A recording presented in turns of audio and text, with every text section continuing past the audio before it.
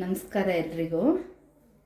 ಇವತ್ತು ಯಾವಾಗಲೂ ಈರುಳ್ಳಿ ರೊಟ್ಟಿ ಮಾಡ್ಕೊತೀವಲ್ವ, ಈರುಳ್ಳಿ ಹಾಕಿ ಮಾಡ್ತೀವಿ ಮಸಾಲೆ ರೊಟ್ಟಿ ಅಂತ. ಇವತ್ತು ಡಿಫ್ರೆಂಟಾಗಿ ತರಕಾರಿ ರೊಟ್ಟಿ ಮಾಡಿಕೊಡೋಣ.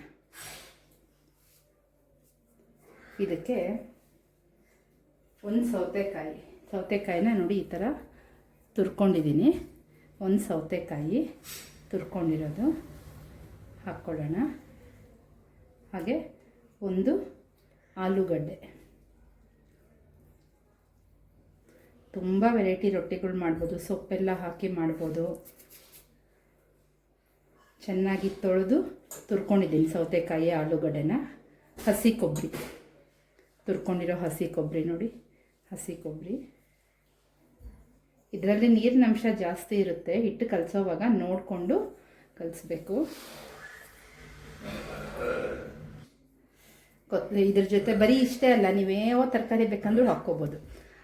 ಕ್ಯಾರೆಟ್ ತುರಿದು ಹಾಕ್ಕೋಬೋದು, ಎಳ್ಳು ಎಷ್ಟು ಬೇಕಾದರೂ ಹಾಕ್ಕೋಬೋದು. ಎಳ್ಳು ಟೇಸ್ಟ್ ತುಂಬ ಚೆನ್ನಾಗಿರುತ್ತೆ. ಮಕ್ಕಳು ಹಠ ಮಾಡ್ತಾರೆ ತರಕಾರಿ ತಿನ್ನಲ್ಲ ಅಂತ ಮಕ್ಕಳಿಗೆ ಈ ಥರ ರೊಟ್ಟಿ ಮಾಡಿ ಲಂಚ್ ಬಾಕ್ಸ್ಗೆ ಹಾಕ್ಕೊಟ್ರೆ, ಸ್ವಲ್ಪ ತುಪ್ಪ ಹಾಕ್ಕೊಟ್ಬಿಟ್ರೆ ಸೂಪರಾಗಿ ಖಾಲಿ ಮಾಡ್ಕೊಂಡು ಬರ್ತಾರೆ ಬಾಕ್ಸ್ನ. ನೋಡಿ, ಉಪ್ಪು ರುಚಿಗೆ ಎಷ್ಟು ಬೇಕೋ ಅಷ್ಟು ಉಪ್ಪು ಹಾಕ್ಕೊಳ್ಳಿ.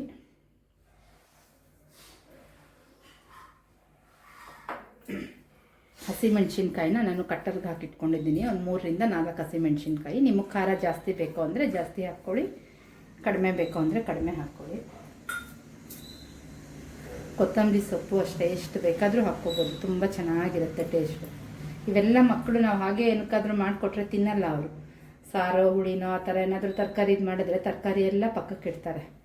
ಅದ್ರ ಬದಲು ಈ ಥರ ರೊಟ್ಟಿ ಥರ ಮಾಡಿಕೊಟ್ಬಿಟ್ರೆ ಎಲ್ಲ ಮಿಕ್ಸ್ ಆಗುತ್ತೆ, ಅವ್ರಿಗೆ ಗೊತ್ತೇ ಆಗಲ್ಲ, ತಿನ್ಕೊಂಡು ಬರ್ತಾರೆ.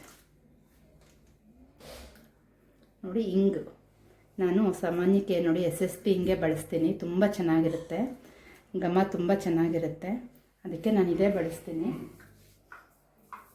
ಇವಾಗ ಇದನ್ನೆಲ್ಲ ಮಿಕ್ಸ್ ಮಾಡ್ಕೊಳ್ಳಿ. ನೀರು ಹಾಕ್ಕೋಬೇಡಿ, ಮೊದಲೇ ನೀರು ಹಾಕ್ಕೊಂಬಿಡ್ಬೇಡಿ, ಯಾಕಂದರೆ ಸೌತೆಕಾಯಿ ನೀರು ಬಿಡುತ್ತೆ, ಆಲೂಗಡ್ಡೆನೂ ನೀರು ಬಿಡುತ್ತೆ. ಚೆನ್ನಾಗಿ ಮಿಕ್ಸ್ ಮಾಡಿಕೊಂಡು ಬೇಕು ಅನಿಸಿದ್ರೆ ಸ್ವಲ್ಪ ಹಾಕ್ಕೊಳ್ಳಿ ಅಷ್ಟೇ.